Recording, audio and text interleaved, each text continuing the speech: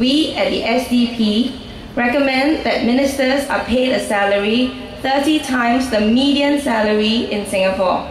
That would ensure it is in their interest to make sure your salary increases as well.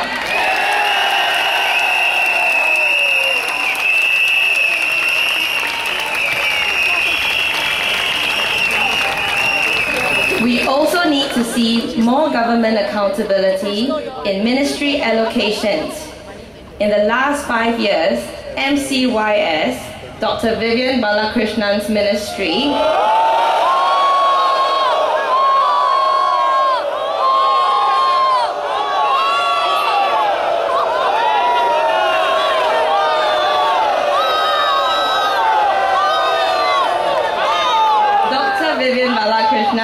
Ministry's government expenditure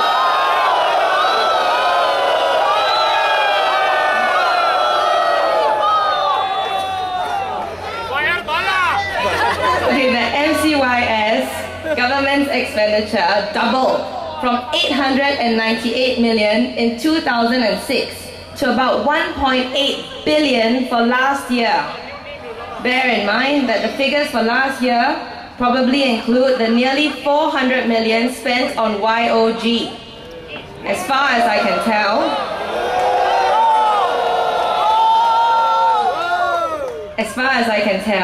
it is probably the only government ministry whose spending has increased so quickly and by so much. With such a bloated budget for MCYS, has this spending benefited you? Well, the poor have not benefited much either, as the poor on the public assistance scheme had their allowance increased by only a little over $1 a day last month.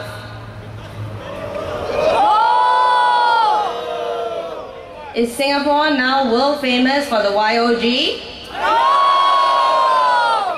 Well, I can tell you for a fact that you paid for all of it. In recent weeks, the government has been announcing one piece of good news after another.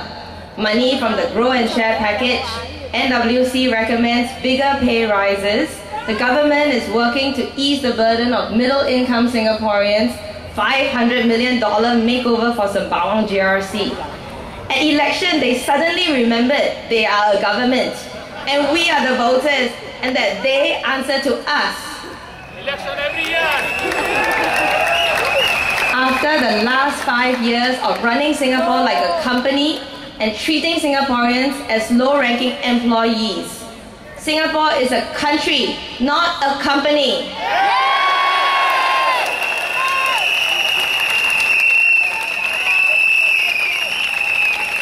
My friends, even companies are subject to corporate governance, checks and balances for directors and officers to be accountable to shareholders.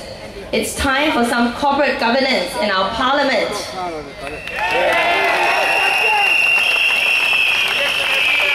Yes, the government should answer to us. The old PAP knew this, but the new PAP seems to have forgotten who they work for.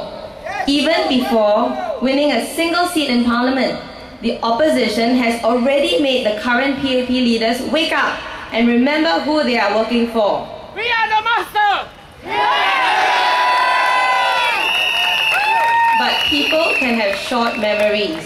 So when you go to the polls next Saturday, think not only of the past few weeks, but remember the 5 years before that. Then think of what a difference the opposition has made just by challenging them and holding them accountable. Now ask yourself, do you want a government that gives you goodies only once every 5 years? No! Or a government that is accountable to you all year round, every year? Vote for accountability, because we will hold them accountable in Parliament.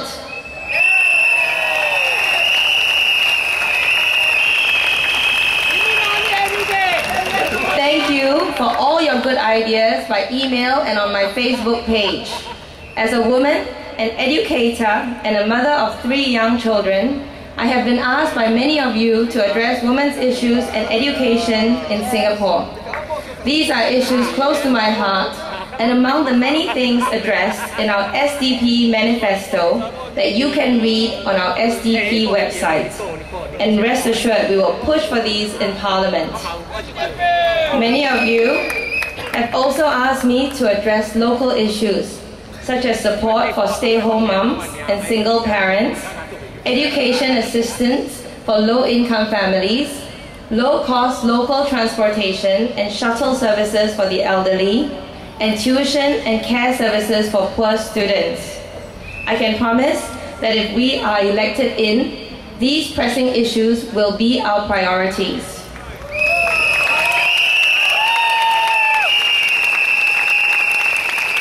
For the constituency, we will be honored to be a part of your celebrations, festivals, Meet the People sessions as a team, not as individuals running different sections of the GRC.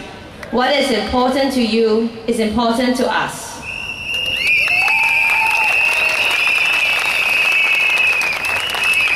Mr. Tanji says economic plan has a family component to it as well, besides the education and health plans, which you may not yet have heard. It suggests that with a gradual move to a value-added services economy, workplaces will be closer to our homes, and even mothers and retirees will benefit from this and be able to find meaningful, valuable, flexi-hour work. These are jobs created for Singaporeans, skilled jobs that we can train for and do well, jobs to grow our own people, our own talent, our own stable future. It is no empty promise. Think back to the PAP's promises to you 5 years ago. Think how many of those promises have been delivered. Moving ahead together. Do more for the poor. Affordable healthcare for all. Have they delivered on those promises? No! Instead, people are left behind. The poor and homeless are ignored or locked up, and stagnant public health care gets more expensive. Well, except for Health Minister Koh Boon Wan's, of course, whose heart bypass only costs $8. In these elections, the opposition is taking big risks.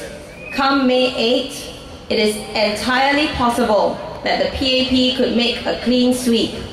On the morning of May 8, you might wake up to a parliament with no opposition, just PAP. Then think about what the ruling elite would say if they make a clean sweep and have an absolute mandate from us to do as they wish for the next 5 years. The Straits Times on May 8 might say in big letters, PAP wins absolute mandate. Then the Prime Minister, with an absolutely confident and knowing smile, would say, even with such opposition and such unhappiness, Singaporeans gave us a clear mandate. It is clear we have been right all along. Friends, it is a terrifying thought. Is this a life we want for ourselves and our children? Is this even a life? Singapore should not be a system where the people slave for the government. It must be the government that serves the people.